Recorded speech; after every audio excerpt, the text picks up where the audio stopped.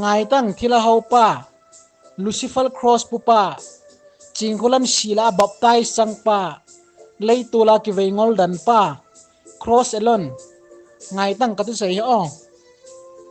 nangol wal tau chu na ki mo vet vet nulle nang ho thila ho ji a chu lei si na hi nang ho in thu tha be na hin het wa na hin phun na diu thu i ma cha lo na hin sei do na hin sa do akidang tawe he pa na ti ho zo siu khu pathin thu na bo na sei su ke nang thila pu sei ji a chu thu tha bi a ke hon ka het lo chong le thu tha be na hin sei zo lo anim pe na sei dinga 18th century khang ti taute bible het na hong pun ti la ya pat na jong ni nung thu tam ta ni ki sei chu kyu chui lowa jesu hin khuman lai first century khanga jong abon chikya tu phat nunga thil su ninga bona ki sei su ke ta chu bible la nang ho tabong thila hong ki worde nun ding pathin thu bible khela na tong pa tia pathin hin hoa thil hat thu sei jo si hin ta san ding ho hungum ding ho pathin thu na bona sei su ke ne tam thila ho pa pathin thu na bon cha ngal thu thangum dinga hi nam khat le vai khat hung ke dau dinga hi phung le chang ka abui na tam pa hung dinga hi pathin thu na sa lawa thu sim cha via mi tam pa hung lut lut dinga hi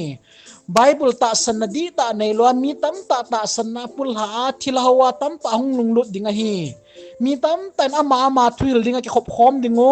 hi chi thuil ha sung lung lut dingo ati la chu ching khulam nung zui ho jong zaw hi chu ne tam thila chal ngai tang ka tu sei hi hoi tan ki ngai tang tun ha ka sei hi modi hung na ding lampi cha ban prediction bol thela wa ipem ma khu ding thu na seyu gamsung kina kibo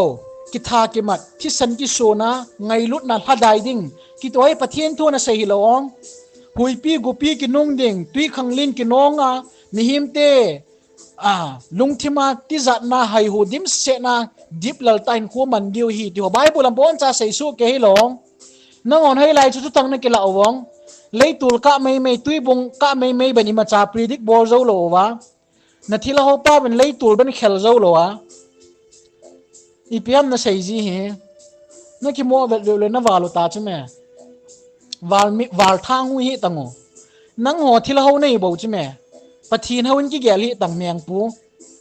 chapang hawa kan ho ri nei chu na ro sa pe le bible phatan sim tang pathin thu ta san lo si chu Satan in amai langa ku hungo ta kai le chun het tam thilha thu ki se ya thilha pun thu se ya khulaya kau tum ho akam wa mingol pawa thu in se ho po amen ki tia ka ko ma om le na ki kiu pu so la ka lung na za do no loi